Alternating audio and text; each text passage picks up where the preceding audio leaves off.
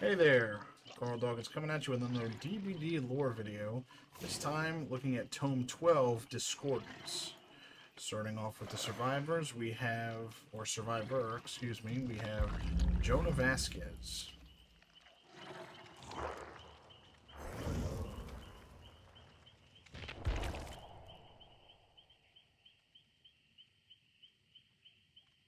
Jonah Vasquez saw the truth behind the veil. His gifted mind understood numbers in a way few could. Sunsets, architecture, a blade of grass. He saw more within them than eyes could gleam. He understood the language that explained them, mathematics, complex equations that continually played out around the universe to determine why and how we exist. Structures, patterns, a law unbroken, physics. His gift would have been overlooked had his family's history of poverty continued for another generation, but some patterns are meant to deviate from their common course, and Jonah's father strived to better his family with every muscle he had. What started as a job picking fruit near Fresno, California, eventually led to him owning a small mangrove. It wasn't much, but it was enough to provide Jonah a stable childhood and education.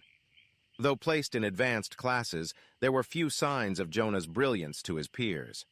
He was a normal boy with a few close friends, a passion for baseball, and an interest in ancient civilizations.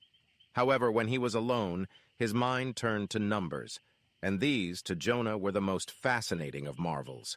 He delved into Fibonacci and recommend sequences, and was soon poring over complex equations from history's leading mathematicians. On his 16th birthday, he received an unaddressed card. There was nothing within but the following numbers: 8, 25, 19, 44, 1, minus 20.37, minus 69.85, 13, 2, 26, 11, 1. It was a puzzle, perhaps a gift from his math teacher or a relative who knew of his penchant for solving brain teasers. But somehow this was different. While he immediately recognized the GPS coordinates, quickly discovering they led to a location in Chile, the other numbers meant nothing to him. Every attempt he made led to failure. Over time, he abandoned the puzzle, convinced it was flawed. He went on to university and upon graduation was hired as a codebreaker by the CIA. On his first day, written in his employee handbook, were the numbers from years ago: 8, 25, 19, 44, 1, minus 20.37, minus 69.85, 13, 2, 26, 11, 1. A tension in the back of his neck materialized, a feeling that he was being toyed with. He returned to the puzzle, only to discover that his years of experience would reveal no new information. He couldn't dwell on it. He had a job to do. He was put to work deciphering messages from signal stations around Europe. Archived footage found that for 23 years, dozens had been operating in an unknown capacity. Simple blinks of light hid complex codes that revealed disjointed information. It wasn't much to go on, but he discovered the messages seemed to involve powerful and wealthy individuals from around the globe.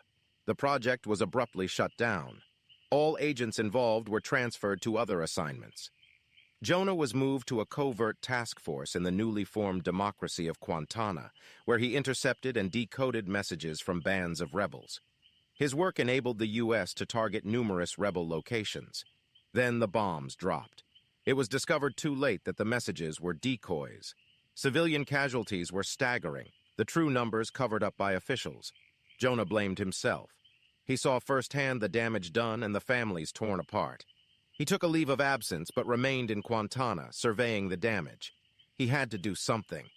He cashed in his favors with one of the CIA's digital security experts and infiltrated the rebellion's computer network. From there, he took stock of the numbers and made changes he thought no one would notice. Small amounts of money were siphoned from the rebels to those who lost their homes and loved ones. It seemed like a smooth play, undetectable and bloodless, until the day the gunshots rang through his suite. Jonah hit the floor as glass shattered and holes punched through his walls. Grabbing his laptop, he broke his kitchen window and leapt to the neighboring building's roof. Before he could even rub his throbbing ankles, the small house exploded into flames. He ran, not looking back. He climbed down to the alley, made his way to the slums, and concealed himself among rickety shanties of cardboard and rotting wood. A week later, he arrived at an American embassy, exhausted, dust-ridden, and defeated. Before he could take a breath, he received a call from his chief officer at the CIA. Was it worth it? You over this crusade of yours? He felt powerless, and so he returned his focus to what was simple, what was black and white, numbers. His chief officer gave him a new assignment, one classified to all but a few. His research on the signal stations had reached someone high up, and the project was reopened under a veil of secrecy. Jonah dedicated his time to deciphering the codes, partly out of fascination and partly to forget the guilt that resided within him.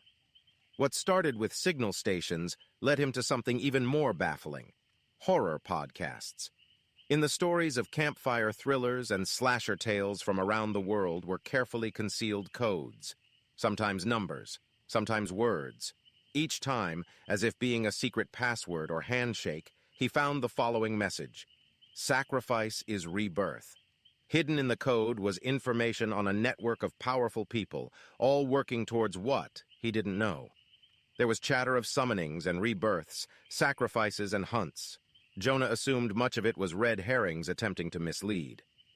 Up late that night, he analyzed another code, this time concealed in a story of vampires. What he deciphered sent a chill through his spine. 8, 25, 19, 44, 1, minus 20.37, minus 69.85, 13, 2, 26, 11, 1. The numbers had returned. They haunted him. He saw them when he closed his eyes. They clung to his sleepless mind, begging for attention. He checked the coordinates as he had years ago. It was nothing but a Chilean graveyard. He logged into the CIA database and searched the history of the location. Only one hit came up: a cold case where bodies were found in the area, the corpses eaten by hundreds of crows. Jonah couldn't let the mystery go on any longer. The numbers had followed him all his life, and he was ready to follow them. Knowing his chief officer wouldn't approve, he booked a ticket to Chile without anyone's knowledge. It was time to see what was so special about the coordinates. Less than 24 hours later, he arrived at 20.36, minus 69.85. He found himself under the sweltering sun, standing in the graveyard of a ghost town. There was nothing but dust and bones. Jonah spit into the dirt and puzzled over the numbers once more. He slumped next to an old grave under the eyes of a watchful crow. He missed home. He missed the mangrove. He missed a time before the complexities of the universe crashed down on him. He looked out at the old derelict buildings on one side and the sweeping desert on the other. There were similarities to Fresno: the dry heat, the sunset that cast an orange glow on the dusty ground. But it wasn't home. Not to him. He looked at it from the eyes of a man who didn't belong in this place. And then Jonah understood. He was analyzing the code from his own experiences, his own view of the world. There was so much he overlooked. With feverish devotion, he considered what the numbers could signify for other cultures: ancient Egyptian measurements, Persian currencies, and antiquated calendars. He finally understood. He sifted through his knowledge of ancient civilizations before coming to the Tenerian calendar. Plugging in the numbers as dates, he converted the first half of them over to the Gregorian calendar. He wasn't prepared for the number it would reveal: his birthday. The world spiraled around him. With sweaty palms, he calculated the remaining numbers. It gave him another date: today. The code. It was about Jonah, at this location, at this moment. His hands shook. His heart pounded against his ribs. Was he part of a prophecy, or had someone led him down this path? He didn't know. For once, numbers no longer made sense. A heavy fatigue came over him, and the world shifted in impossible ways. He knew the equations behind nature. He knew what he saw couldn't be. He witnessed his father's mangrove beyond the desert and felt overwhelming comfort. Crows cawed in the distance, and the smell of citrus wafted on the breeze. He considered that he was once more a child, and the numbers nothing but a horrible dream. Trapped in nostalgic thoughts, he didn't notice the dark fog seeping from the grass, swirling its way towards him. Crows flew from the branches, screeching relentlessly, flying in a circle above. It was too late when he realized the scent on the breeze was no longer citrus. It was blood. Alright, moving on to the killer. Talbot Grimes, aka the Blight. To understand the human condition, one must rise above it. This was the credo of Talbot Grimes, a Scottish chemist whose unrestrained ambition took him to towering heights. As a boy, he was a popular child, bright, charismatic, and unafraid to challenge authority. Yet despite his social graces, he was fiercely independent, spending much of his time exploring the sprawling fields near his town alone. What began as a child's curiosity nearly turned deadly after experimenting with a patch of poisonous foxglove. For days, he laid in bed dripping with sweat, purging any food that touched his stomach. When he recovered, it wasn't fear that gripped him, but fascination. There was something magical in how a single flower could so drastically affect him. Into his adult years, his ambition developed as quickly as his questionable methods. He attended the London School of Medicine and excelled despite several reprimands. His willingness to push the limits secured him a position with the British East India Company, and within 7 years he was made head chemist. In time, he completed one of his greatest achievements, a chemical that could increase a worker's productivity while reducing their need for rest. He was rewarded with a secret laboratory beneath a prison camp on Dyer Island. There, off the coast of India, prisoners from the Opium War became his unwilling subjects, leading to a drug that allowed soldiers to withstand incredible amounts of pain. Though most side effects were minor, there were rumors that a small number of soldiers went mad. In feral states, they massacred villages, impaling the populace on bayonets, leaving them hanging from trees. There were no official reports on the subject, and Talbot refused to blame himself for what could only be exaggerated war stories. Though his callous brilliance seemed unflappable, he was ignorant to the enemies his questionable work had amassed. The realization struck him quite literally, with a steel pipe to the back of his head during a trip to Mangalore. He was bound and loaded into a wagon. When his blindfold was removed, a sickly man showed him a mass grave filled with hundreds of bodies. Unbeknownst to Talbot, his productivity-increasing drug had killed nearly an entire factory's worth of workers. He knew he couldn't defend himself against the anger and accusations of his abductor. All he could do was curl up as the blows from the steel pipe rained down. His body was thrown into the grave and left for dead. Shifting between consciousness and the darkest black, he crawled for an escape, fingers sinking into rotting flesh. Black flies feasted on his uncovered skin, the sensation of 100 pinpricks stabbing into him.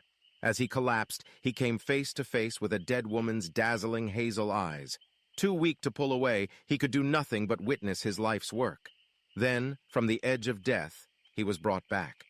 He found himself on a small bed as a kindly, wrinkled face looked over him. With each pained breath, he was nursed back to health in an ancient mystery school posing as a monastery. In verdant gardens behind tall, unassuming walls, monks studied forbidden texts, striving to expand the human mind in the search for other dimensions, believing one to be connected to the other. Talbot's knowledge proved indispensable, his mind-altering chemicals integrating seamlessly with theories of neural expansion. He realized then that his salvation was no coincidence. He was plucked from the pit specifically to advance the school's knowledge. He agreed to help until his recovery was complete, being tasked with researching what the monks called the soul chemical, a compound derived from the pineal gland that could open the mind's eye. What began as a favor to his saviors soon became an obsession. Poring over the school's archives of lost texts, he uncovered scientific formulas that confirmed previously unthinkable ideas. He dreamt of ushering humankind into a new period of enlightenment. Perhaps then, the nightmares of hundreds of dead factory workers and of those two hazel eyes would fade from his mind. As he came closer to a breakthrough, the demeanor of the monks shifted. The gentle smiles they offered were paired with uneasy eyes that quickly darted away when spotted. The polite conversations he was once privy to turned to hushed murmurs. The last thing he would see of the school was the cracked ceiling above his bed, branching like a dendrite through plaster. His next memories were a shattered mosaic of images and sensations, smearing lights, horse hooves on cobblestone, coarse burlap scratching at his cheeks, and sharp bites into his arm. He awoke ragged and unwashed, splayed on the straw mattress of an opium den. Mind in a dense fog, his first thought was of his notes, the only record of his groundbreaking revelations. He searched frantically, scrambling through the dingy basement, pleading aloud for help. The few other denizens looked up from their hammocks, offering nothing but drug-soaked eyes and apathetic gazes that soon fell into half-slumber. Before he noticed the robed figure appear behind him, a needle plunged into his arm, and the world disappeared once more. Awoken. Again. Each time hazier than the last. He tongued at hollow gaps between his teeth. How long, he wondered. A faint memory returned. The soul chemical, his notes, the verge of a breakthrough. A faraway whisper entered his mind. He fumbled with a stone, sharpening it with shaking hands. In the dim light of the den, amongst the catatonic occupants, he carved his research from memory into the walls. He wrote for hours until his fingers bled, moving to the floor, taking in everything the voice whispered despite his inability to comprehend it. When there was nowhere left to write, he gripped the stone and carved the message into his chest. Stained with blood, he witnessed a miracle appear before him, a magnificent field of lush orange flowers. The whispered voice beckoned to him, urging him to enter the field and discover worlds and dimensions beyond human comprehension. For a moment, Talbot felt the sense of wonder he possessed as a child. The denizens of the opium den awoke to silence, the dry scent of smoke still lingering in the air. Shambling out of their drug-hazed fog, they found the stone floor wet with blood, tiny rivulets coursing through the cracks. As eyes adjusted to the darkened room, the jagged lettering scrawled along its length began to appear. Written over and over without end, there was but one single line. Death is only the beginning.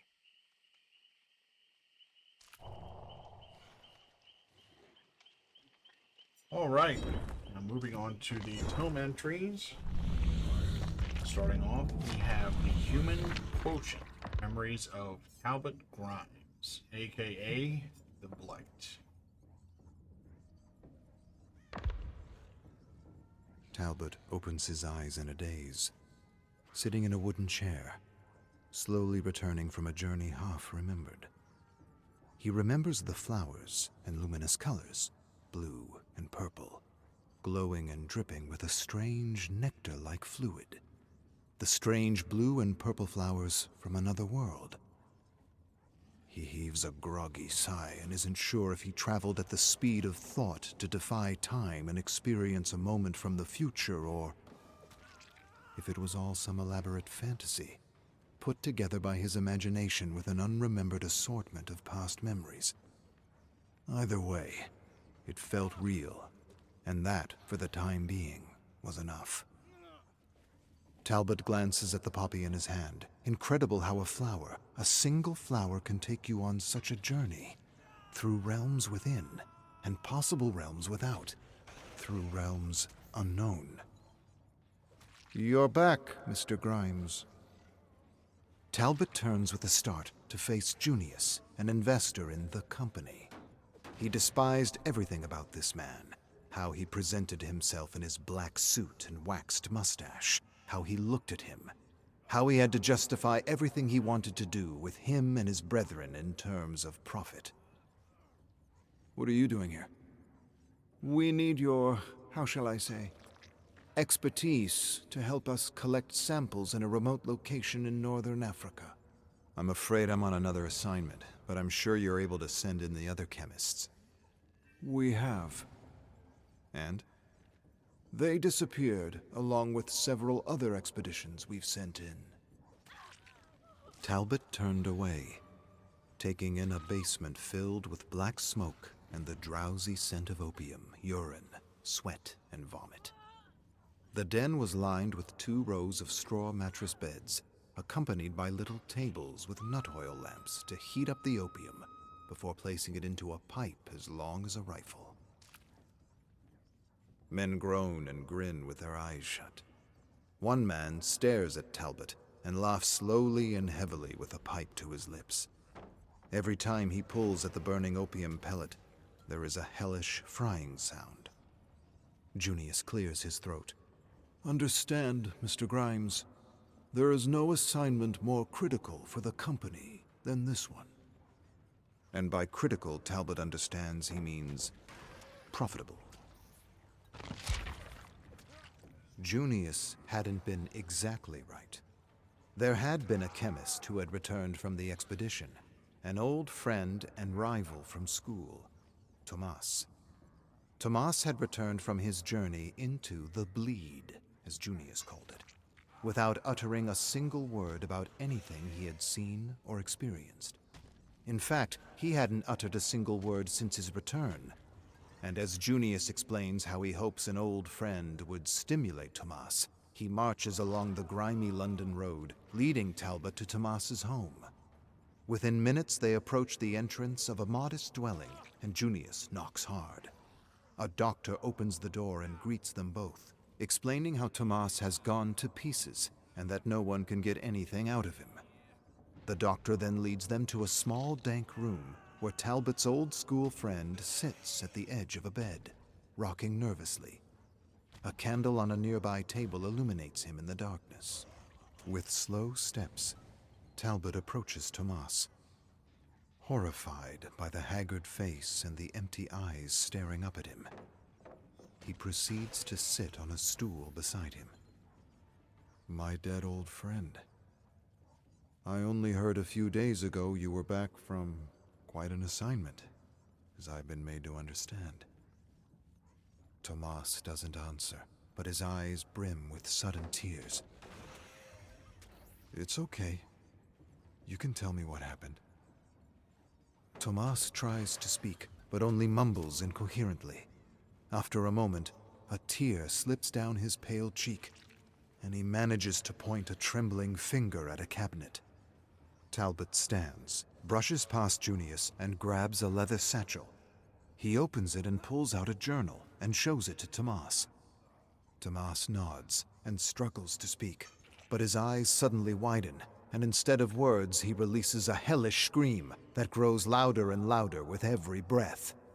Panicked, the doctor rushes in, quickly escorting them out of the room, as Talbot gives his friend one last trailing look and wonders what could have broken such a stoic and brilliant mind.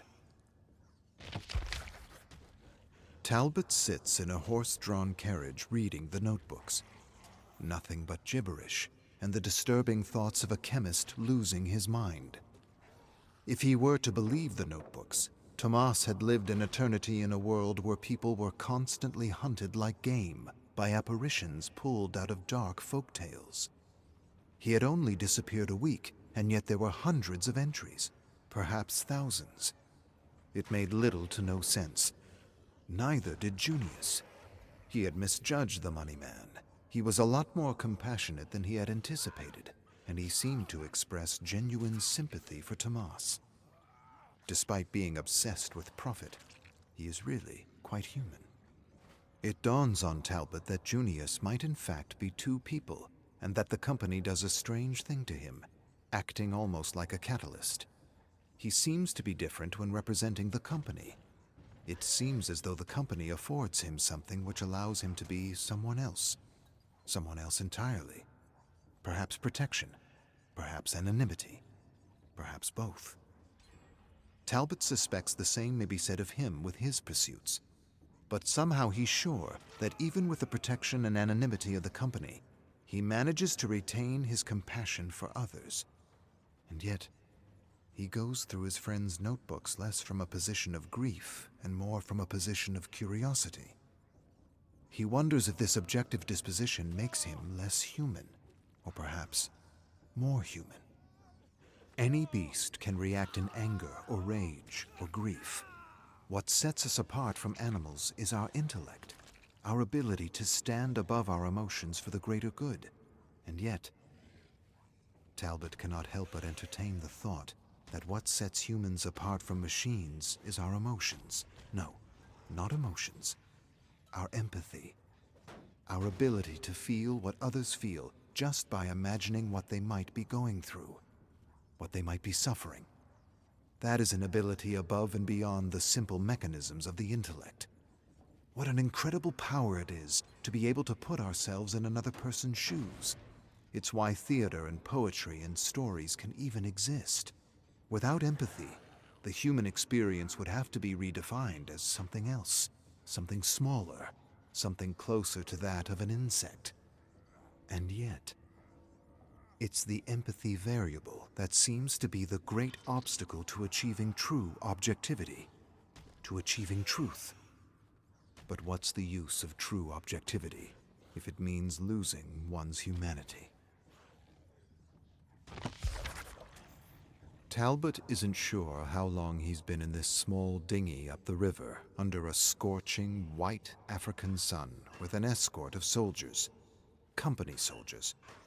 The company's so big it is one of the largest mercenary forces in the world. Impressive, really. And secretly, he admires the fact that they do what they want when they want, without consequence or fear of tarnishing the reputation of king and country. He stares at the soldiers as they lounge about the stern, young, callous men who found a place to hunt, kill, and torture human beings with anonymity. The cook, Oswald, talks about rebellions he's put down in various colonies, as well as the wonderful dishes he's discovered from other lands. Calder is a known tracker who's captured several dissidents and showed us a collection of severed ears he took from the scoundrels. Dallin fills the silences with stories about his fiancée. She's beautiful and fun and from a good family, and Talbot senses he speaks aloud more to convince himself about his affections for her than anyone else. He's torn between her and his love of soldiering, and somehow understands he can't have both. She'll ask him too many questions, make him think about things he'd rather not think about, and remind him of his better self. Talbot knows the feeling all too well. He was in love once too, Ina. But his love for her wasn't enough, at least not enough for him to turn his back on his experiments. She was jealous of his work, of his lab, all the time he spent there, all the energy and thought he gave his experiments. When Ina smashed the lab to pieces and set it ablaze, he immediately understood how much she loved him. And seeing his destroyed lab, he immediately felt the pain and misery he was causing her.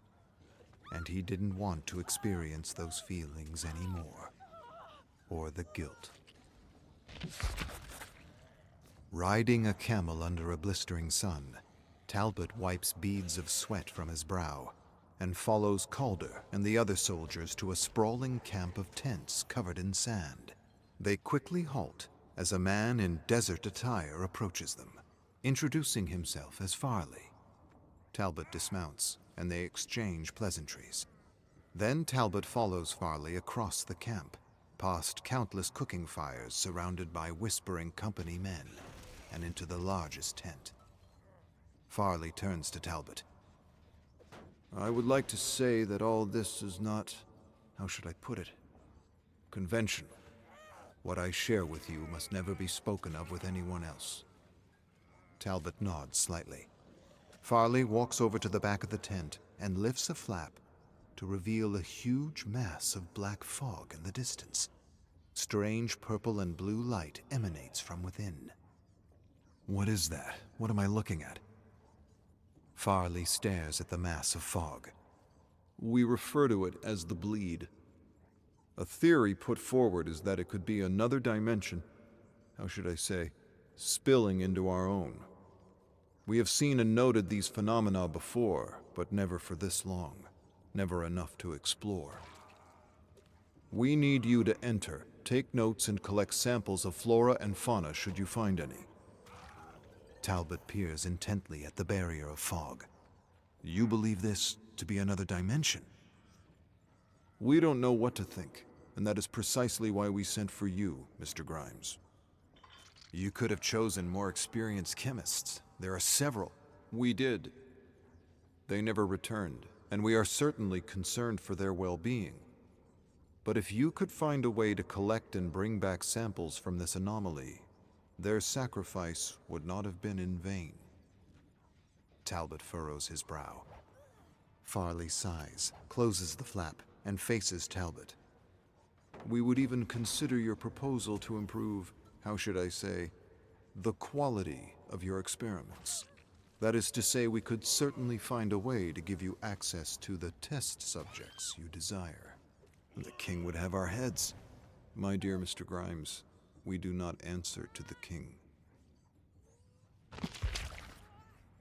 We do not answer to the king.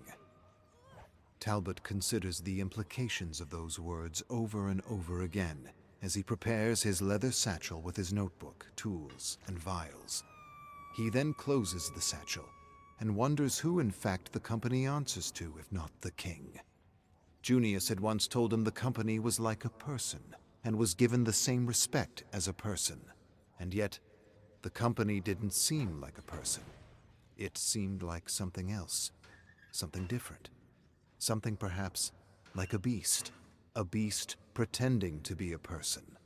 A dark thing unleashed into the world to destroy and plunder and return to its masters with a mouthful of death and a fistful of gold. A part of Talbot hated being a part of this dark thing for the longest time. But over the years, he had found a way to rise above his guilt and admire the sheer power and brilliance of what it could do in the world and what it could achieve for its masters without reproach. When the beast became a problem, the masters could simply end its life abruptly, burying the beast in all the pain, death, and horror it had caused in a forgotten grave. But not the gold, not the plunder. They, the masters, could keep it all. Keep the gold and the plunder, and eventually use it to inject life into a new beast, or perhaps beasts. The company may not have been a person, but it was certainly a form of life, and gold was its life force, its blood. Talbot suddenly feels inspired. Gold is energy. No, not gold. Currency. Currency is energy. No, not energy. A variable to direct and control people, to manipulate the fold. Yes. There is something worth exploring in the thought. Something worth pursuing. Something that could help the company and its masters. He asks himself if there is a way to understand people in reduced terms. In terms of energy and equations. Talbot quickly pulls out his notebook and jots down a concept. Fold energy. He scribbles down an equation, crosses it out, then rewrites another version. He examines the equation, then releases a sigh and crosses it out again. He wonders for a long moment if people could actually be reduced to a chemical equation that could somehow determine output and potential. It was a strange idea, perhaps even an awful idea, and yet this idea had legs like a beast. It was certainly plausible to treat people as a kind of energy that could be contained and controlled, except for one variable, the human variable: empathy. The strength of currency as a variable to control, manipulate, and predict energy flow would be directly proportional to the value people placed on the currency in their lives. But there had to be ways to remove or reduce the human variable, to somehow turn currency into a collective god, or in the very least, a demigod, something the Fold feared, prayed to, and constantly meditated on. One single god to control them all, one single variable to stimulate, shock, and direct Fold energy. Talbot stares at his notebook and laughs to himself. The idea is ludicrous.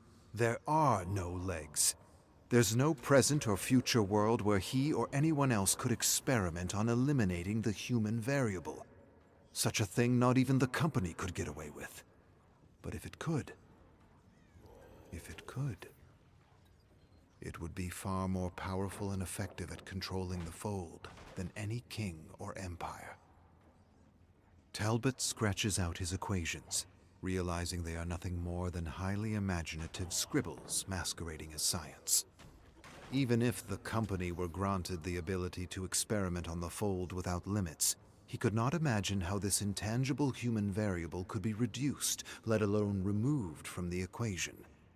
All the cultures and communities and diverging beliefs and values would never allow such a god or demigod to exist. Shaking his head at the absurdity of his theory, Talbot closes his notebook, places it in his satchel, and prepares for the journey to come. Talbot leads his retinue toward a wall of fog, ignoring the gasps and sighs behind him. He stops in his tracks just before entering. Oswald announces that he thinks they should all turn back, and that if they do, he'll make them a wonderful dish he learned in India. Calder says the money they are paying him makes turning back impossible. Dallin agrees with Calder. Talbot takes note of the comment, then extends a finger and pokes the almost liquid fog. And the fog extends a tendril and pokes him back. In disbelief, Talbot pokes the fog again to see if he'll stimulate a similar response. But the fog doesn't poke back. The first time was possibly just a reaction to their collective body heat. The thought of conscious mist or fog almost seems absurd. He stares at the fog for a long moment, then hears Ina's voice calling out his name from within the bleed. He sighs, ignores the voice, and for a moment regrets the swig of laudanum he took to calm his heart and focus his thoughts. Then, as the men continue to gasp and whisper concerns about the fog, Talbot closes his eyes and takes one small step into the unknown. Talbot opens his eyes to find himself staring at strange, luminous blue and purple vines attached to volcanic rock formations he strangely recognizes. Large crows he barely recognizes circle and caw in the dark sky. 2 company soldiers step up beside him with their eyes wide with disbelief. Talbot turns to Calder and Oswald. He scrutinizes the passage of fog behind them, waiting for Dallin to push through. "Where's your friend?" Calder and Oswald realize they lost Dallin and proceed to wave the fog and call out his name. Then Calder moves into the fog, but Talbot grabs his shoulder, stopping him. "We are not where we think we are." Calder pulls away from Talbot. "I'm not sure what that's supposed to mean." "We can't just leave him." Talbot approaches the fog separating them from the camp. "My thoughts are that he turned and returned to camp." Calder and Oswald exchange a look with Talbot. Then Calder steps forward and leads them into the blue and purple gloom. They soon approach a wall of vines with a luminous blue nectar-like substance flowing through veins blocking their path. Talbot reaches up and gently pulls a petal from a small flower and places it in a vial. Calder withdraws a machete with a high-pitched ring, and the vines seem to suddenly tremble. Talbot senses something amiss and grabs Calder's arm mid-swing. "Not the best idea." "Nonsense." Calder yanks his arm free and savagely cuts a path through the vines as a purple substance splatters all over him. Instantly, the butchered vines shrivel up and disintegrate like embers into small puffs of fog. Talbot watches with his mouth hanging, as the other vines seem to retract from Calder, as though conscious of his lethal intentions. They seem to be retreating from a threat. Calder nudges Talbot and gestures for him to snap out of his trance. But as he takes a step forward, the volcanic rock below his feet suddenly cracks open. Black fog spews out, and a thick vine slithers out and touches Calder's boot. Before Talbot can stop him, Calder stamps the vine like a snake. He laughs and shakes his head as the vine snaps alive, wraps around his ankle, and rips his leg off with impossible power. A fountain of hot arterial blood sprays the cold darkness as Calder screams in agony. Talbot swallows hard as Oswald panics to help the tracker. He moves past the screaming man and stares at the retreating vines with mingled curiosity and disbelief.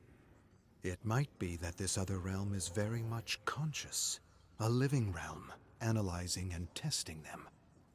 To what purpose, he isn't sure, but screams suddenly interrupt Talbot's thoughts. He turns on Calder and suppresses an impulse to yell at him. He's likely in excruciating pain and didn't mean the interruption. He quickly puts on an expression of concern and kneels by his trembling body, wondering how long a person can live without a leg. Oswald cries that they should take him back to camp, But Talbot's unwilling to compromise his one opportunity to observe and study what no chemist has ever observed or studied before. Yet he doesn't want to waste time arguing with Oswald. He simply wouldn't understand. He tells Oswald he needs to dress Calder's wounds before they can carry him back to camp. Oswald nods agreement as Talbot withdraws a bottle of laudanum, his concoction, a mixture more powerful than anything any company has ever produced. He places the bottle to Calder's lips, tells him the serum will ease the pain, and he proceeds to pour the contents down his trembling mouth. Within moments, Calder stops shaking, and his eyes roll back as he issues his last breath. Talbot allows a small grin, and he suddenly feels the barrel of a pistol at the base of his head. "What did you do to my friend?" Talbot closes his eyes and waits for death. Oswald shouts at Talbot, calling him a bloody murderer. As his finger curls around the trigger, a massive cloud of fog rushes up to him and grabs him like a fist and pulls him, kicking and screaming, into the darkness.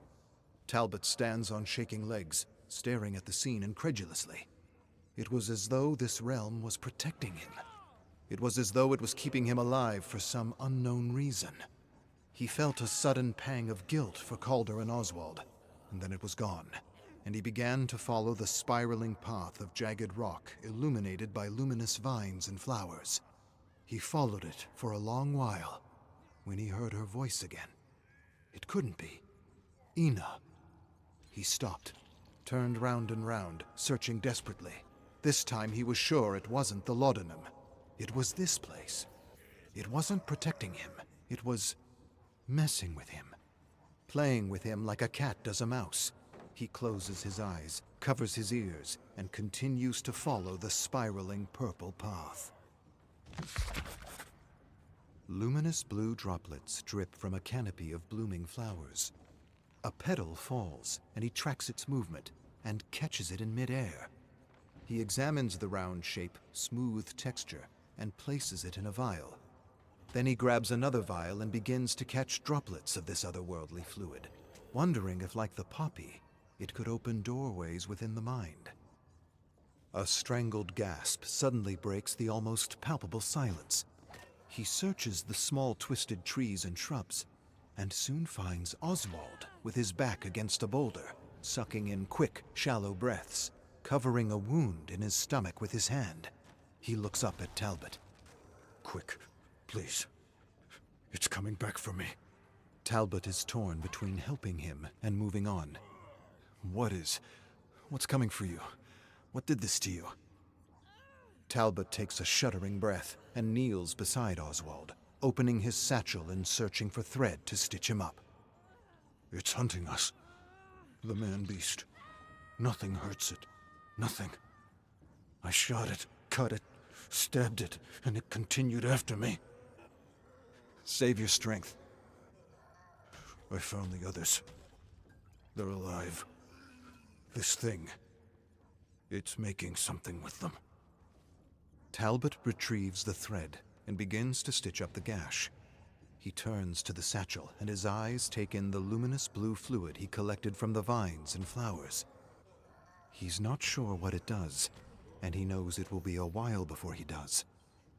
Talbot stares at Oswald. He can't do it. He shouldn't do it, and yet, this is an emergency. He must do what he can to help him, even if it means taking a chance on an untested serum. He almost has no choice. He hesitates, then grabs the vial and stares at it. He knows he's lying to himself. He knows there are other ways to help him. But he also knows the company hasn't officially accepted his proposal for human experimentation. Human experimentation could take a long time, a real long time, and he doesn't have a long time. It might be years before he gets another chance like this.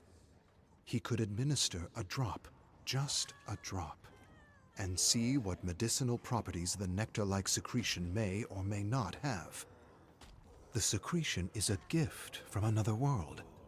Last thing he wants is to spend years staring at the vial collecting dust on a wooden shelf in his laboratory, while the company debates the merits of his proposal. In fact, they'll be grateful he took the initiative. Slowly, he lowers the vial to the wound. He tilts the lip slightly and lets a tiny drop slip out into the sticky wound. He waits for his blood to absorb the secretion and watches ever closely. At first, nothing seems to happen. Then, all at once, Oswald's face twists in horror as his body warps. A fiery blue light burns through him as blue and purple sacs begin to cover his body. Talbot stares, amazed. He's never seen anything like it. It's incredible. One drop shocked his entire system within a few minutes. The mutation and energy release alone seemed impossible, and yet there it was, right in front of him. Oswald screams as one boil after another erupts with purple pus. Amazement turns to fear as Talbot stares at the ghastly sight and realizes what he's done to the cook. His mind searches desperately for ways to help the poor man, but there's nothing he can do. Over the screams, he hears Ina's disembodied voice echoing behind him. "Talbot, dear, what have you done? What have you done?" Talbot scrambles back on his heels, then turns and charges through the madness of this impossible world with a maelstrom of conflicting emotions rushing through him. What have I done? What have I done? Talbot shambles through thick vines and clambers over rocks and corpses blooming with luminous flowers. He tumbles to the ground and tells himself it was for the greater good, that the cook was probably going to die anyway, that he's doing something important, that he's searching for chemicals and compounds potent enough to transport people to other worlds at the speed of thought. The speed of thought is the only way to travel between worlds, and the doors to these unseen and unknown worlds are within, and any effort in trying to find those keys far outweigh the life of a cook. Desperately, he clambers to his feet and finds himself surrounded by a living mass of black fog. He stares at it intently, and his panicking mind calms with amazement as he finds himself staring at tiny cells that undulate together like some sort of vaporous membrane. Then, the fog slowly dissipates to reveal a tree covered in thick black leaves. Talbot stares at the tree and begins to notice the trunk writhing and realizes it's made of people. He realizes in amazement that he has found the missing employees. He begins a slow march toward this tree of death, with his eyes wide and his jaw hanging. It's beautiful and horrific at the same time. It's sublime. It's the only word that comes to mind. As Talbot approaches the gnarled tree, the black leaves suddenly take flight, revealing themselves to be massive crows. He gazes skyward and watches the crows disappear into the darkness. Then he hears the crunch of stone and quickly lowers his gaze to find himself face to face with the man-beast. The creature stares at Talbot with a gaping mouth and glowing blue eyes, as though recognizing him. It hesitates and seems conflicted as it peers into his disbelieving eyes. Suddenly, the creature shrieks something horrible, and vines burst out of its hands and wrap around his chest, squeezing the breath out of him until he slowly drifts into nothingness. With a gasp, Talbot opens his eyes, alone in the desert, under a blistering sun with no sense of the passage of time. He remembers pulling himself off the tree. He remembers someone crying out to him for help. He remembers taking samples as everything evaporated before his eyes. Then he remembers walking and collapsing under a scorching white sun, wondering if he was going to suddenly wake up in another world, or perhaps in an opium den. Talbot struggles to sit up as a mirage of men on camels gallop toward him. He looks down to his clenched fist, opening it slowly to reveal a blue and purple flower.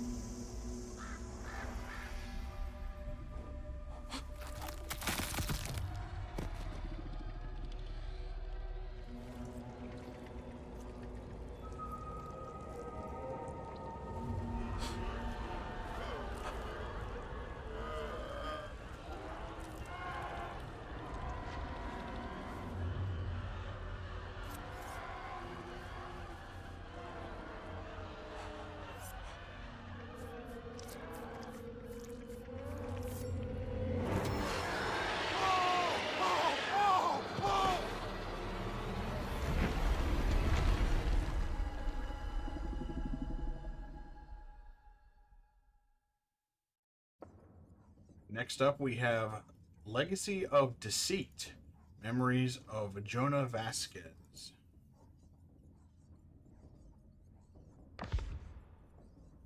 Pedestrians crowd the rainy streets of White Rock, Colorado. A couple exits a grocery store just as Jonah charges into them, knocking them down, spilling apples and oranges into shimmering puddles.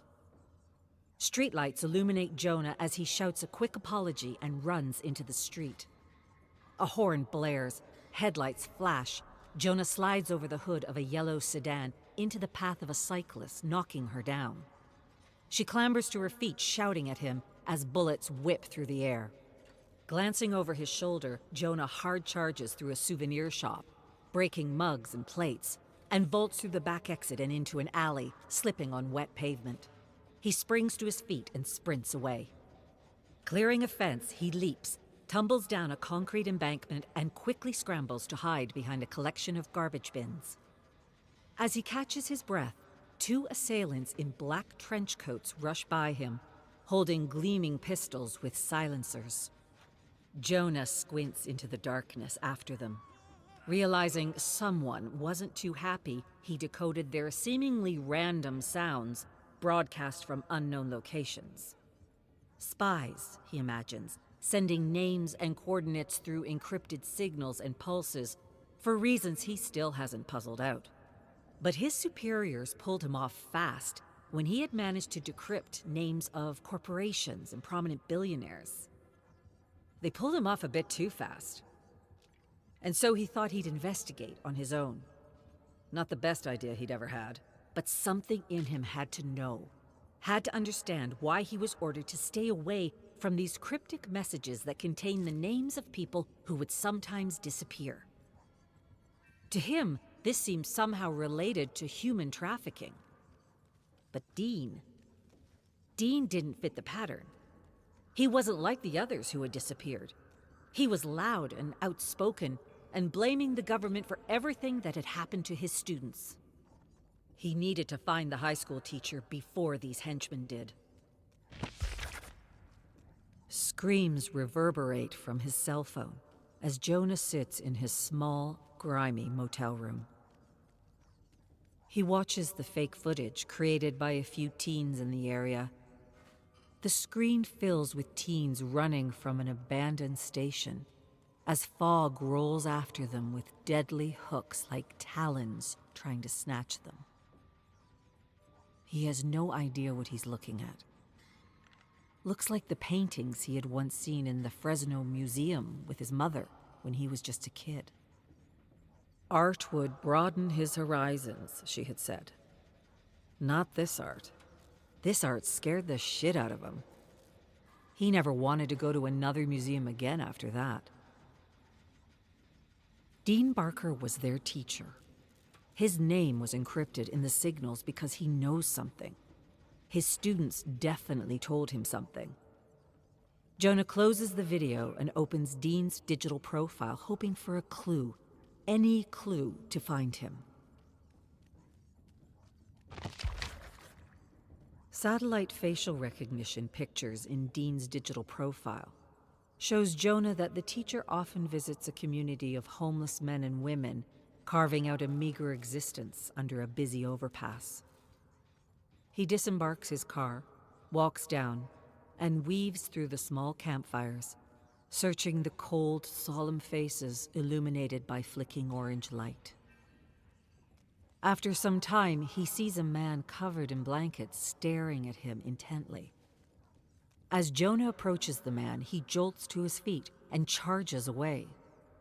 Jonah sprints after him to the edge of the highway, where he watches Dean sprint past oncoming cars and disappear into the woods on the other side. With a heavy sigh, he returns to his car, trying to catch his breath, wondering what the hell this high school teacher knows that's got him so spooked. In the early morning, Jonah sits in his car surveying a nursing home, hoping Dean will try to reach out to his father. He unexpectedly sighs with the realization that he hasn't contacted his parents for at least 3 weeks, and they're probably worried sick about him. He's a fool and he knows it. You don't do that to the ones who loved, raised, and protected you for the better part of your life. He feels like a spoiled, ungrateful, entitled brat for letting so much time pass without taking one moment, just one moment in his day, to connect with them. Jonah stares at the entrance of the nursing home, telling himself he'll find some time to call his parents in the evening. Dean's father has Alzheimer's and needs constant support.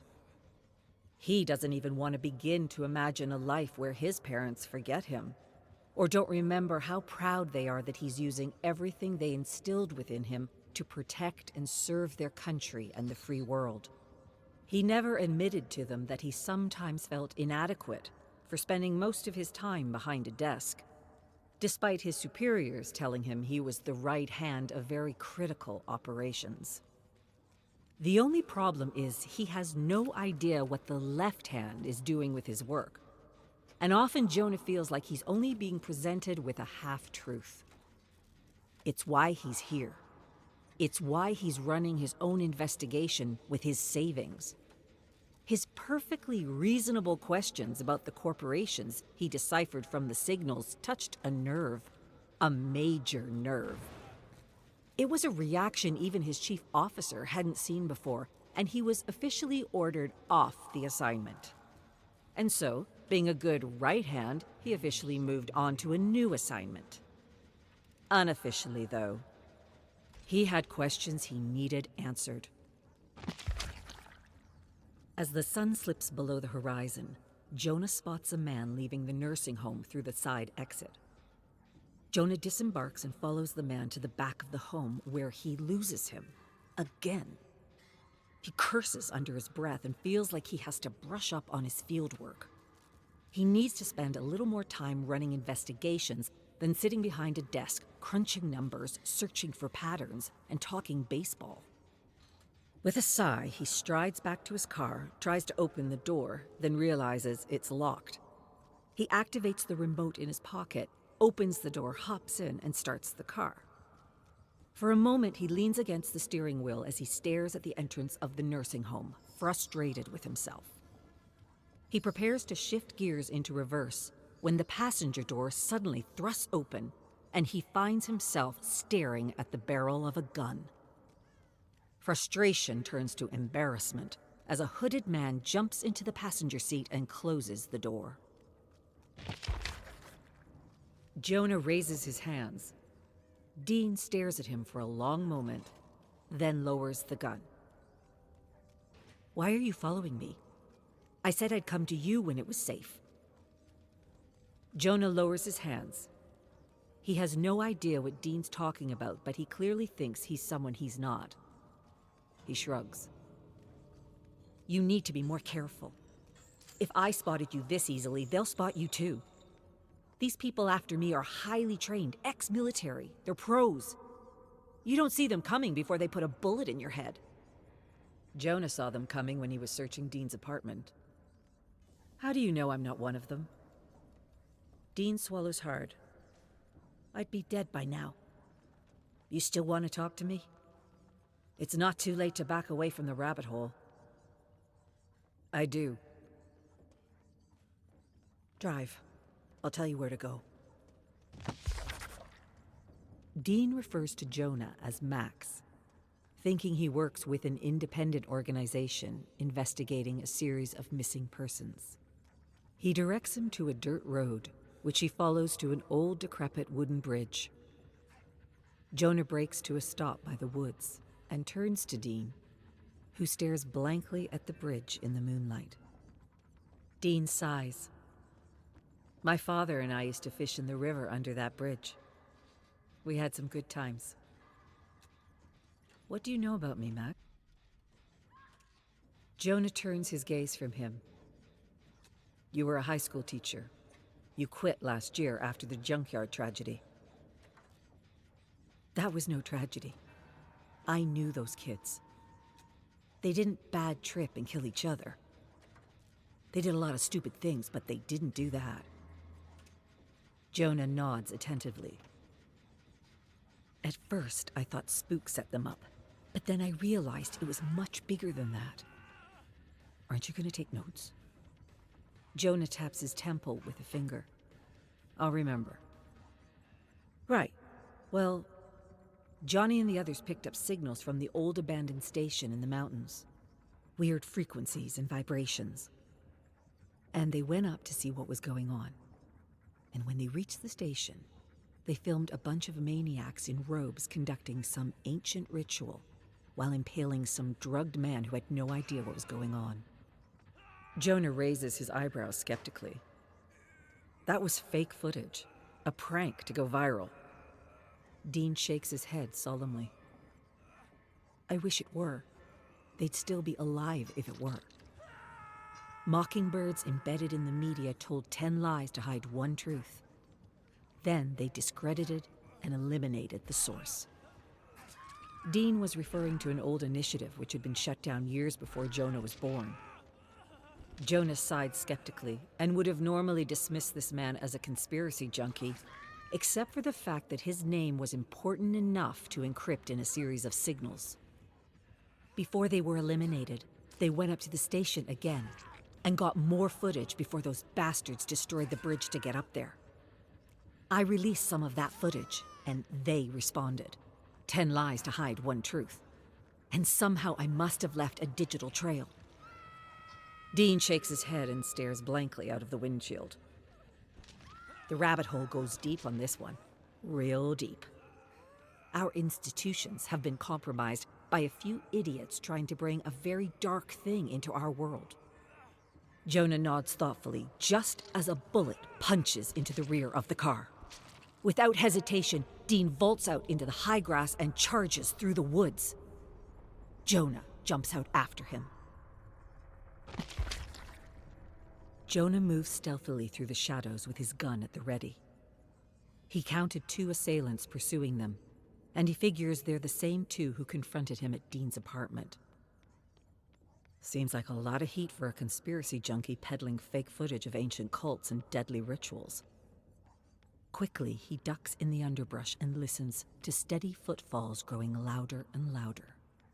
He waits patiently for his pursuers. One runs past him.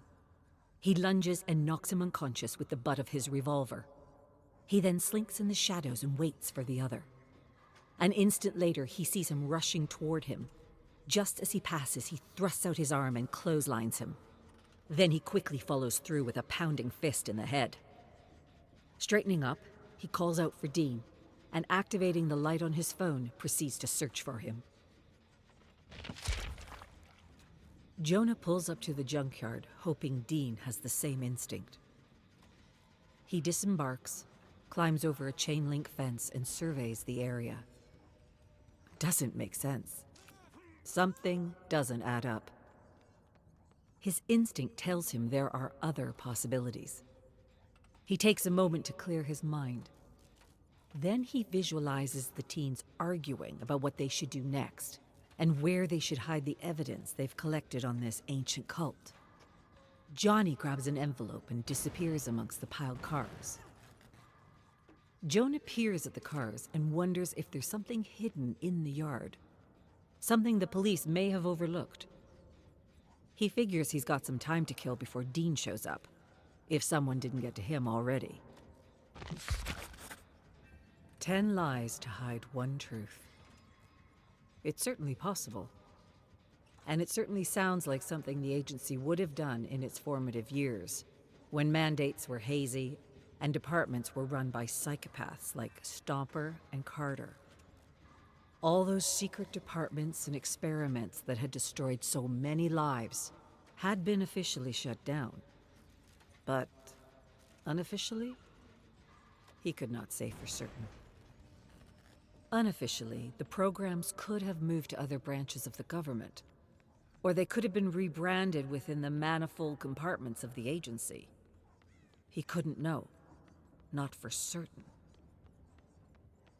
With a sigh, Jonah gives up his futile search for something that would corroborate the teacher's story. He jumps on the hood of a gutted truck, lying on his back, staring at the stars with a terrible feeling rising from the pit of his stomach.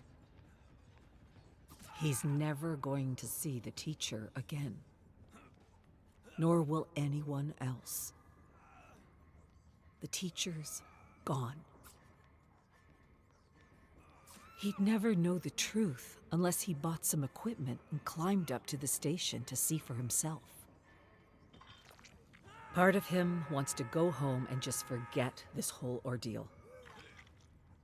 Another part of him wants to know. Needs to know. Needs to understand why he was pulled off the assignment so abruptly. The left hand didn't realize what the right hand was doing and panicked.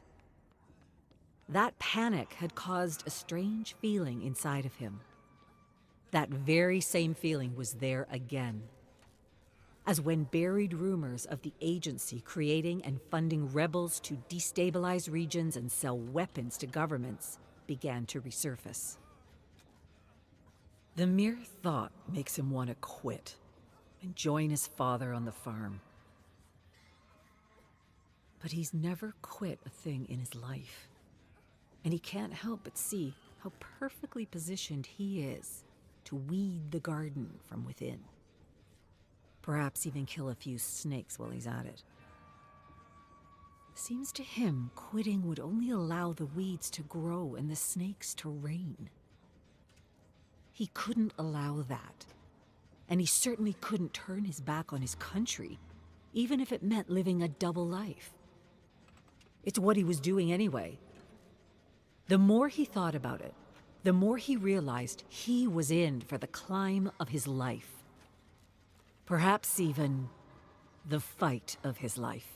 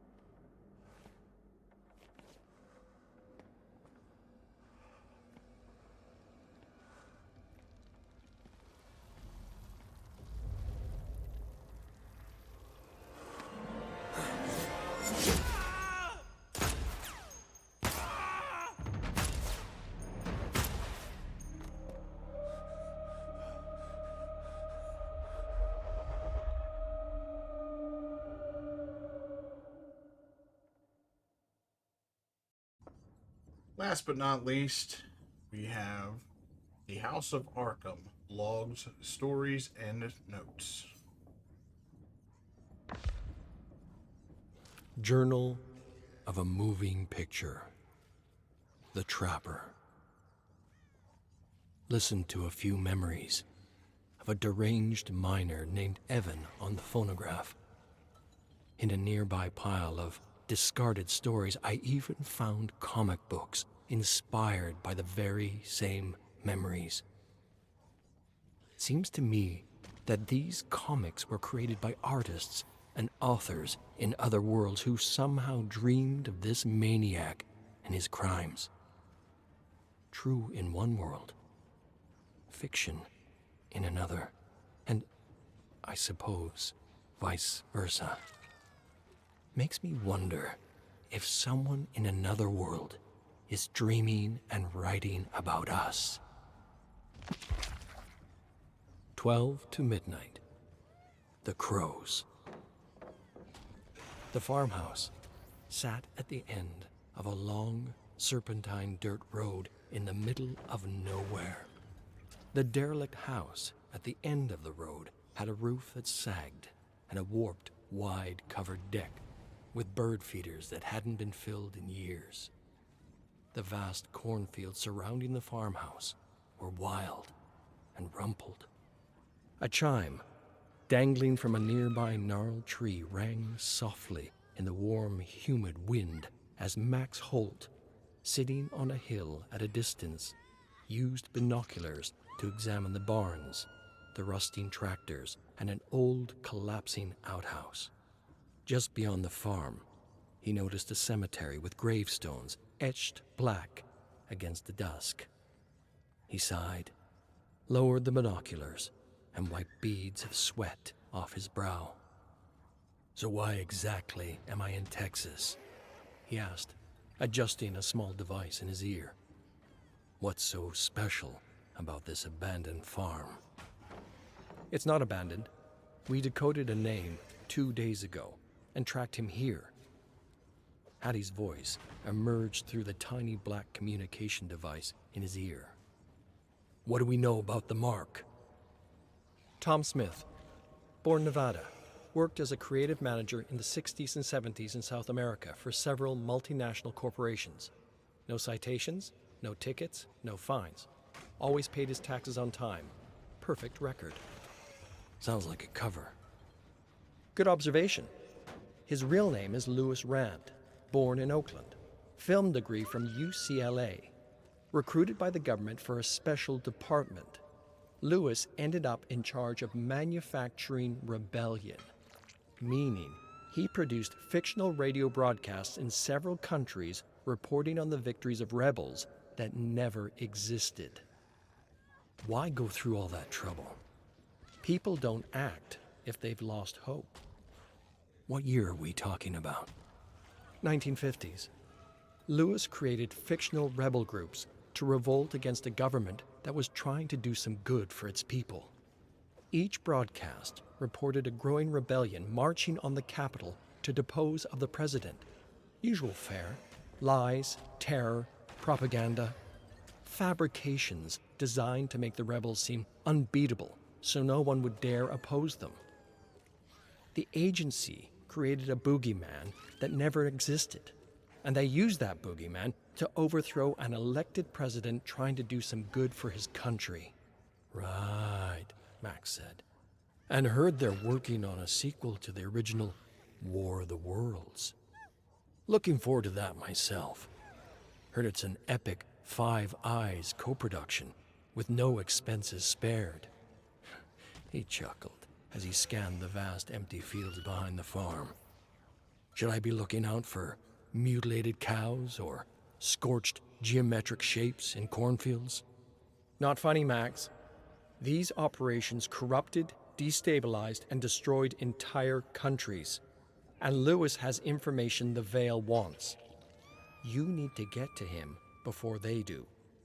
Suddenly, Max heard a rumbling in the distance. His binoculars swiveled to a black SUV thundering down the dirt road, throwing great clouds of dust in the air. "Shit, we might be too late. I've got an SUV approaching fast." He hooked his binoculars to his belt and withdrew his pistol. "I'm heading in. Watch yourself. Always." Max rushed down the hill as the SUV came to a stop and 3 shadowy figures vaulted out. 2 agents kicked the front door and charged into the house, while the others stood guard outside. As Max approached the entrance, he lowered to a stealthy crab walk. From inside, he suddenly heard someone cry out in pain. They had Louis and were preparing to torture him. He had to move fast.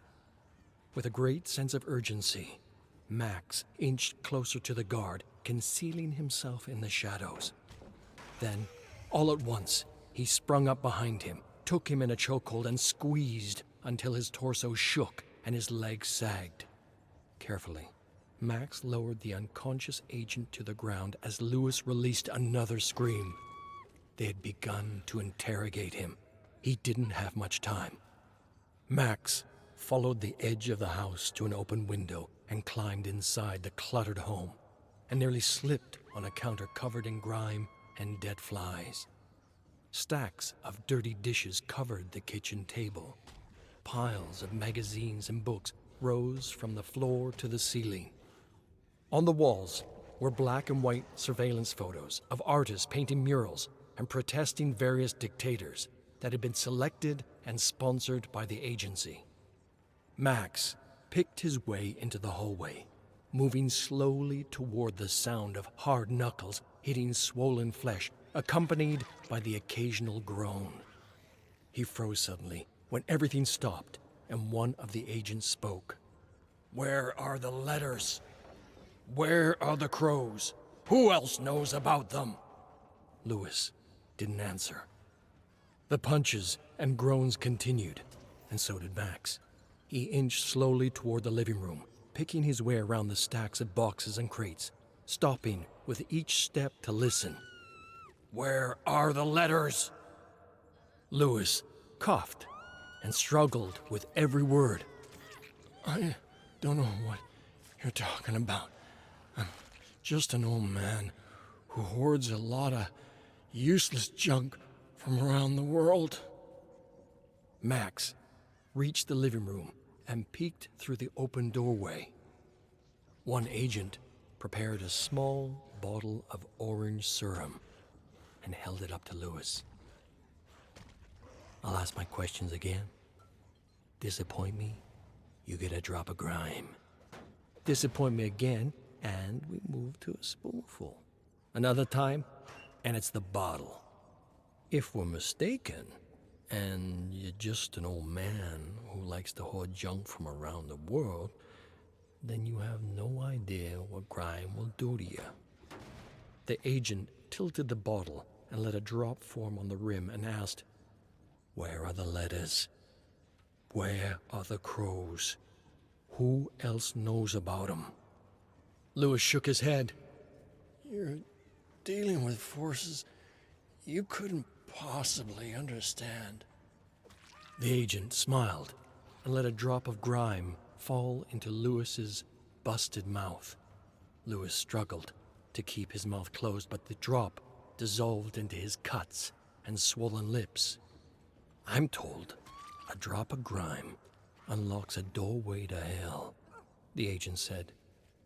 "I can't imagine what a bottle would do. Let's try again, and let's not presume to know what I would and wouldn't understand." Lewis scoffed. "You remind me of myself when I was first at the agency. Do you even know who you're working for? Who you're really working for? Not the government, not even the corporations. That's what I thought at first, when I realized we weren't working for the government. I thought we were working for the corporations, but they're just tools, like the agency, for a very dark end." "Where are the letters?" The agent filled a spoon with serum and thrust it into his mouth, breaking his 4 front teeth. Lewis gagged and coughed and spat blood and saliva. After a long moment, he said, "You know, the serum you hold is made from a very peculiar flower that comes from another place. And I don't mean another country. Where are the crows? Your true masters are into some crazy shit. They are. They don't just sacrifice people to their ancient god. No, that'd be too easy. They go a step beyond. They sacrifice villages, towns, and countries, turning them into places of fear. It's all about the fear, hate, anger." Lewis nodded. "What we did in the 50s and 70s was just the beginning. They want to sacrifice the world. They do. They think by turning this world into a living hell, they'll bring forth transcendence." The agent sighed. "You are a stubborn old mule, aren't you?" He grabbed his hair, tilted his head back, and smashed the bottle into his mouth, just as Max sprung from the shadows in one fluid motion, firing 2 rounds into each surprised face. Then he rushed to Lewis and pulled the bottle out of his gaping mouth. Lewis smiled at Max. "I ain't getting out of this one. I can already hear the voices. The horror. Lewis, stay with me. Lewis stared at Max for a long moment. Then he said, "You're the ones they're after. The wrench in their finely oiled killing machine." Max nodded as the comms in his ears sounded. Ask him about what they wanted. He inched closer to Lewis. What do you have that scares them so much? Lewis smiled. Words. Words? Poetry, art, letters. Lewis began to sob, and Max was sure the serum was beginning to act on his faculties. Then he continued. I thought I was a patriot, preventing threats to our way of life. Imagine my surprise when I found out the agency is just a tool for a bunch of rich assholes in dark robes. I hurt so many people. They're coming for me. What did they want? Lewis struggled against the poison coursing through his veins. We targeted her because she was connected. She could see things in the other world. She could see their faces. And she could paint them in a way no remote viewer ever could. When we tried to own her voice, her art, so she wouldn't expose us, she still painted whatever she wanted. Lewis fell silent, and his face tightened. Her mother was the same, and we intercepted her letters to her daughter. We couldn't let her know her mother was still alive. Both mother and daughter had something between them we couldn't possibly understand. A variable we had somehow overlooked. Lewis groaned and trembled and struggled to calm himself before he continued. We paid her father to keep a close eye on her and report anything unusual in her art. She could see crows from the other world.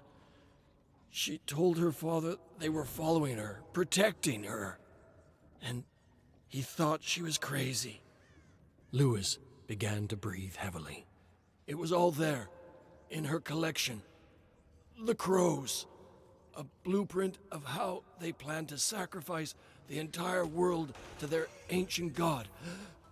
I've seen the paintings, and I still don't get it. I hate what we did to that poor girl and her brother. At least the mother got away. Lewis trailed away. He collected his thoughts and took in a deep breath. The girl nearly got away, too. She ran, and she started a collective of artists, a rebellion we didn't control. And they painted and wrote poetry against the corruption, against the darkness. Lewis shook his head, almost in disbelief. They published a book of poetry, along with an underground magazine. We had to find every single one of those books and periodicals and burn them. Lewis began to stammer. Her mistake was going to her father. For all the things she had seen, she did not see him. Lewis lost himself for a moment. Tears formed in his eyes and slowly slipped down his face as he continued. She was just an experiment, and she ended up turning against us. She was the key, the leader, the inspiration for them, and for me. His eyes widened, as though he saw something horrible behind Max. He closed his eyes, and when he opened them again, he continued with difficulty.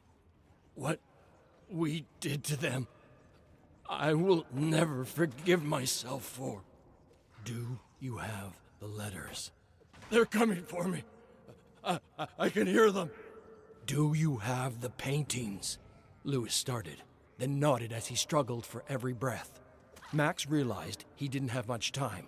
Are they in the house? He asked, leaning closer to Lewis. But Lewis didn't answer. He tried to speak with difficulty, whispering, 15, 13. He repeated the numbers again, then suddenly shrieked and thrashed in the chair. Max tried to rip the tape off his arms as he jerked about, making the chair thump against the creaking floors. When Max finally freed him, Lewis jackknifed to his feet, charged past him, and dove straight through the window. Bleeding from multiple lacerations, he crawled towards the cemetery before his mouth froze in a hideous scream of terror.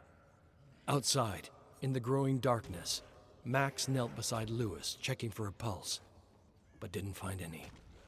Lewis's eyes were wide, and his hand extended out towards the cemetery.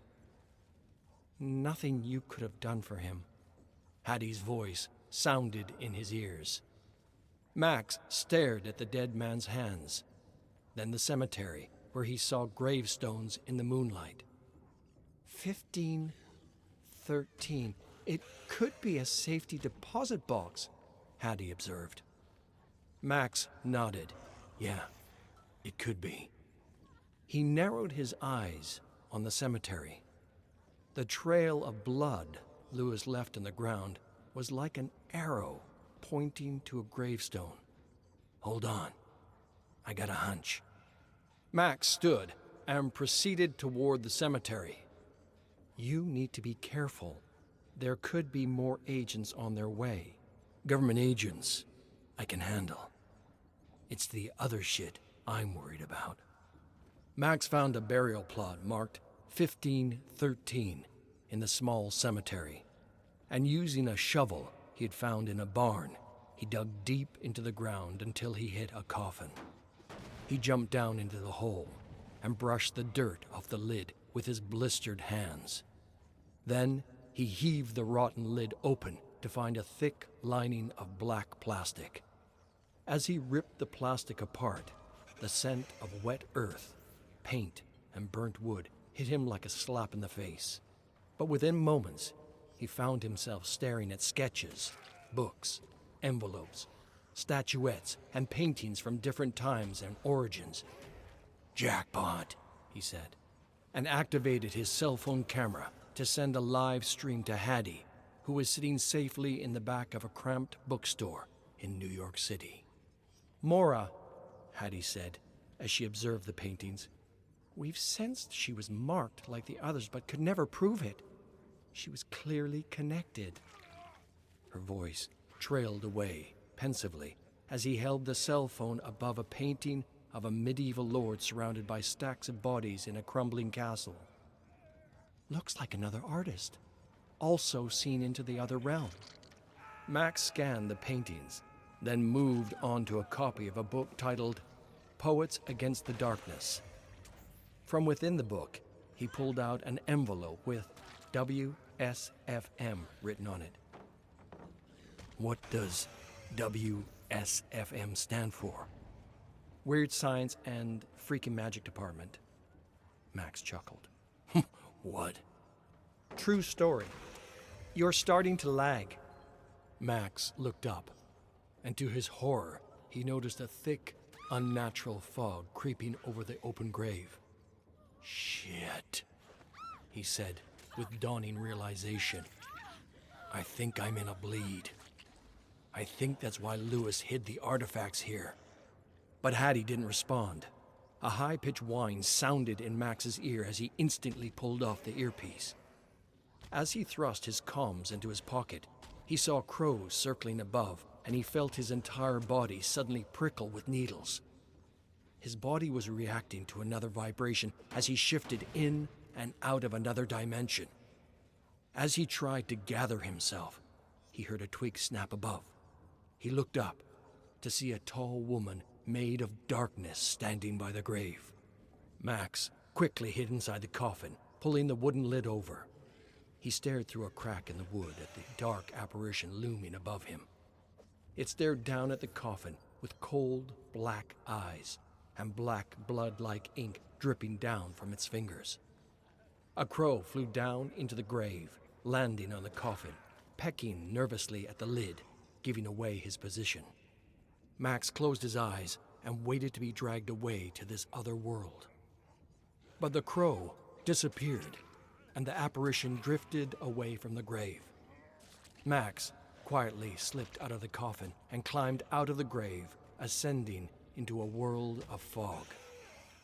He could hear the crows circling above, but couldn't see them. As he ran, he heard the sound of his heart thumping against his chest, and then he heard footsteps behind him, growing faster, louder. Max glanced over his shoulder, but saw only a mass of fog. He didn't wait for whatever lurked in the darkness to snatch him. He charged through the cemetery, jumped over the fence, and stumbled miserably to the ground. Then he closed his eyes and lost consciousness as a high-pitched whine filled his ear. When at last he opened his eyes, it was morning, and beams of golden sunlight poured through the cracks of a door, illuminating the darkness and warming his face.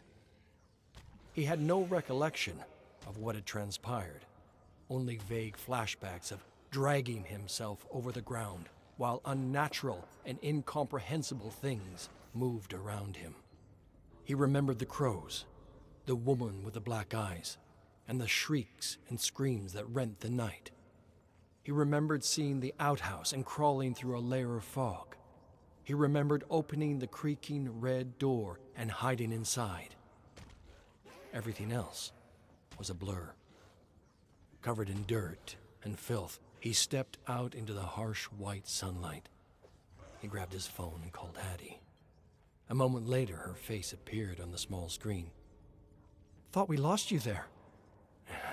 "I feel like I've been run over by a truck, but I'm still here." Max turned round and round, staring at the old farm. "I don't remember much." "You were out the whole night." "Yeah, well, it felt like an eternity."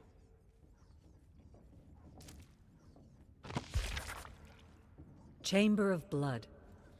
The Red Crane. Snake in the Garden. Saku spent the day piling the decomposing bodies she had discovered in the remote mountain village. Mothers, fathers, brothers, sisters, children. All killed in a ritualistic manner. And as night descended, she set the victims of the Black Serpent Society ablaze. The flames rose violently and shot burning red embers into the black abyss above. As the fire waved and crackled, Saku watched the flames devour flesh and tried not to think of the suffering the society had put the village through. One of their members was becoming, and the becoming ceremony was a rite of passage. The member would drink tea brewed from the purple petals of a flower they harvested from another world.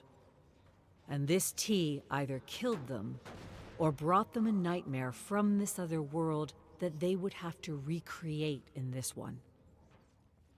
She had witnessed 3 of these nightmares before.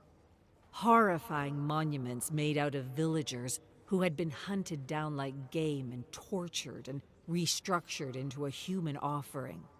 She didn't know what horrors these snakes had seen in the other world, but whatever they had seen could not have been more horrific and brutal than what they created in this world. Reflecting on the offerings Saku had seen in the past, she expected she would find a similar offering not too far from the village. And so, preparing for the worst, she grabbed a branch on the ground and lit a torch from the burning pyre. Carefully, she made her way into the surrounding woods. It wasn't long before Saku found a pile of clothing and a trail of gore and petals. She followed the trail to a mound of beautiful flowers growing from the hacked bodies of villagers. With a sigh, she examined the area, the flickering torchlight lighting the way. Within moments, she realized the area had been hacked and cleared so that it resembled a kind of maze. The villagers had been hunted and captured in this maze that was meant to resemble a snake's nightmare. That's what she called members of the society. Snakes. There was nothing human about them. People had warmth and empathy, and these cultists lacked both, and likely had cold blood running through their veins.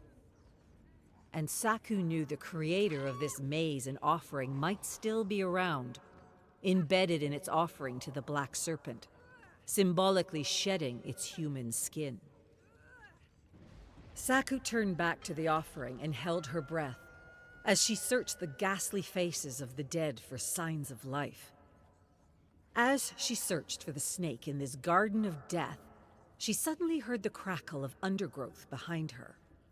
Instinctively, Saku ducked as a thick axe whirred over her head and cut through flowers and a bloated torso.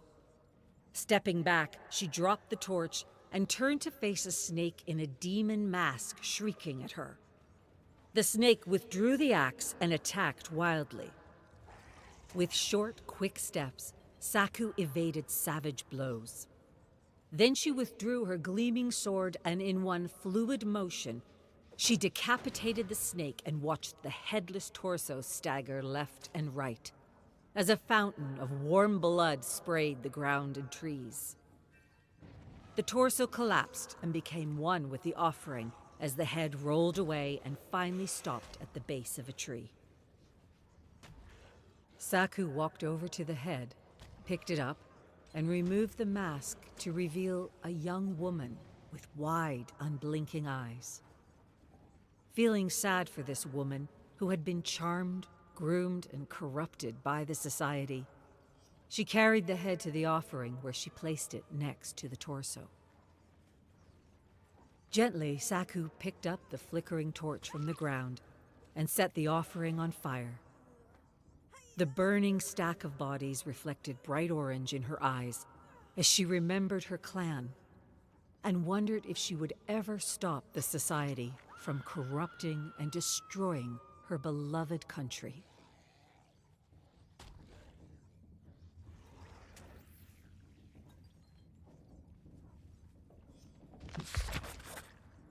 Dawn of the Flesh Eaters, 1. "Where are you taking me?" Laurie asked as she followed Ian through the woods. "Point Pleasant Peak." Ian stepped towards a chain-link fence, searching for the hole he had created a week ago, sidestepping a pile of bones and gore that had once been a coyote. "We shouldn't be here. We should turn back." "Nonsense," Ian said, finding the hole in the fence. "It's going to be just like old times." Except that it wasn't. Today would be better than old times. Today would be a special day. A day like none other. A day that would rise above all other days.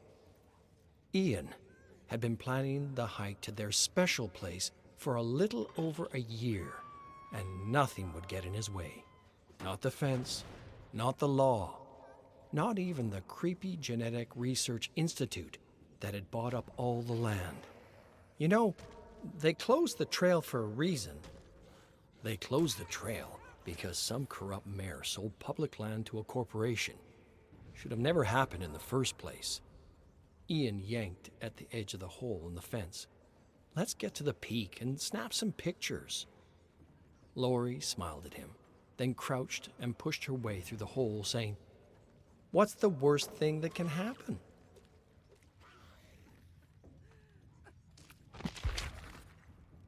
Dawn of the Flesh Eaters, 2. A deep orange glow penetrated the canopy as Ian and Laurie followed an old trail up to Point Pleasant Peak. The air was fresh and cool, and every now and then, Laurie stopped to snap a picture of a plant or flower or bird, while Ian checked his pocket for the little black box that contained all the hopes and dreams he had for their collective lives. He was going to do it. He was really going to do it. Lori stopped suddenly and pointed at two hawks circling in the distance. Ian stepped up to her, observing, and she snapped pictures. An omen, he thought.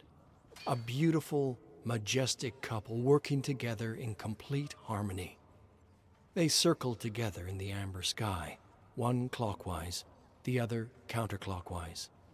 Their graceful paths twined and intersected with wings fully spread as they searched for dinner. Then they stopped circling and swept down with wings half bent, disappearing into the woods. Lori trained her camera at the trees, waiting for the hawks to re-emerge with dinner. But when no hawks burst from the trees after a few minutes, they continued up the trail, reminiscing about the first time they had met on the trail. He had seen her feeding squirrels to draw them closer for a picture. He remembered telling her it was bad luck to feed wildlife. She told him to mind his business, that she made her own luck. They had been together ever since. Dawn of the Flesh Eaters 3. Ian didn't understand why Lori suddenly froze as she clambered up the trail. "What's wrong?" he asked, stepping up beside her. Lori shook her head slowly. "I feel like we're being watched." "You're letting your imagination get the better of you. Come on, let's go." A soft chirping sound began from every direction. "I don't recognize that sound." "Just birds." "Well, that's not coming from birds." The sound suddenly faded into silence. Ian nudged her and smiled and gestured for her to continue up the trail. She did, but within moments they both stopped at the sight of two dead hawks, surrounded by feathers and warm blood. "Looks like they messed with the wrong mouse." Ian swallowed hard, trying to make light of the situation, secretly hoping he'd get another omen along the way. Lori snapped a picture. "Something's not right. What could have done that to a hawk?" Ian didn't answer for a long, pensive moment. Then he forced a laugh, grabbed her hand, and led her up the trail to their special place. Dawn of the Flesh Eaters 4. The forest was strangely quiet when Ian and Lori came upon a cottontail in the middle of the trail. They stood before the bunny for a moment, staring into its small black eyes. Ian was pretty sure a rabbit was a good omen and was a sign that the day would turn out exactly as he had planned. 7 years good luck if you feed a helpless bunny." Lori laughed and searched her rucksack for a carrot. "Don't." "Come on. The poor chub looks like it hasn't eaten in days." Ian sighed. "I guess one carrot isn't the end of the world." Lori prepared her camera as she extended the carrot to the rabbit. As she did, the strange chirping sound returned, rising louder and louder all around them. A cold tingle suddenly ran down Ian's spine. Something about the critter's eyes told him they had made a grave error in judgment, and that the day wouldn't be as perfect as he had imagined it would be.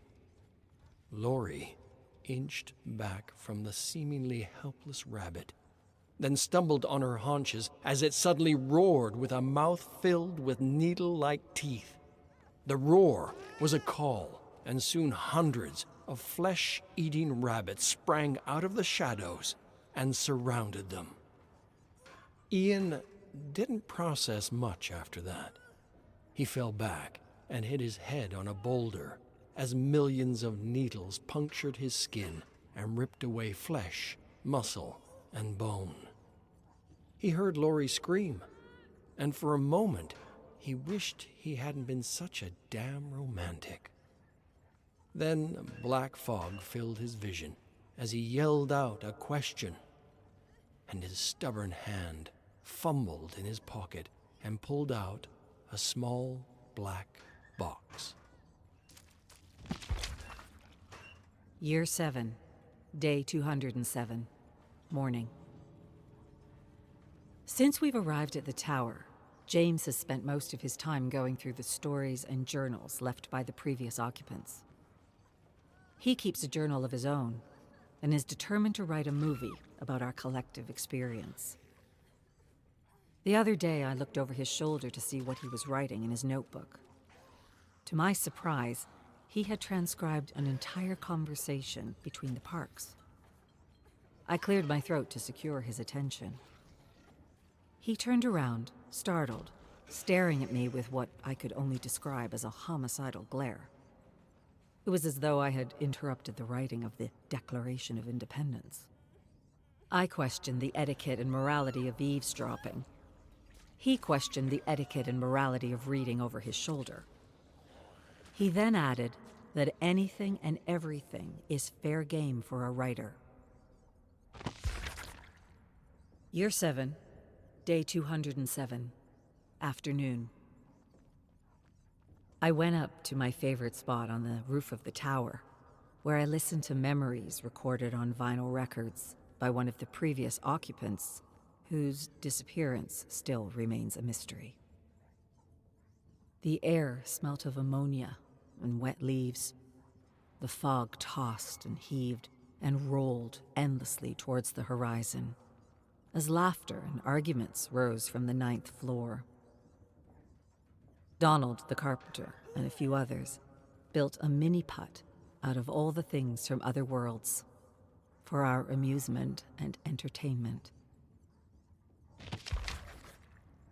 Year 7, day 207, night.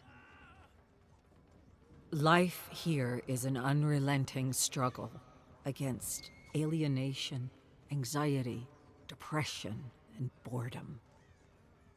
The mini-putt helps. The stories, too. We all take turns reading them. James takes it to another level and performs them.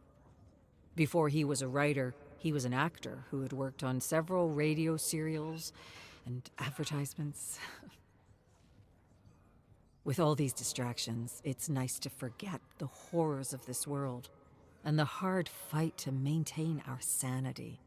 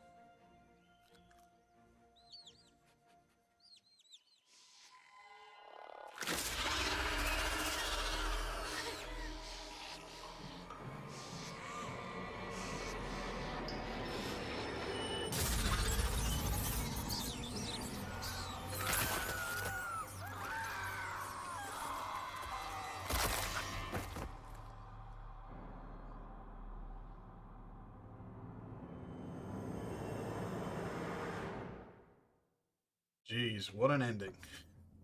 Alright, well that was Tome 12, Discordance. Next up, we'll be looking at Tome 13, Malevolence. I would also like to thank everyone for watching. I hope you enjoy the DVD lore stuff, and to all my killer mains out there, happy hunting. See you next time.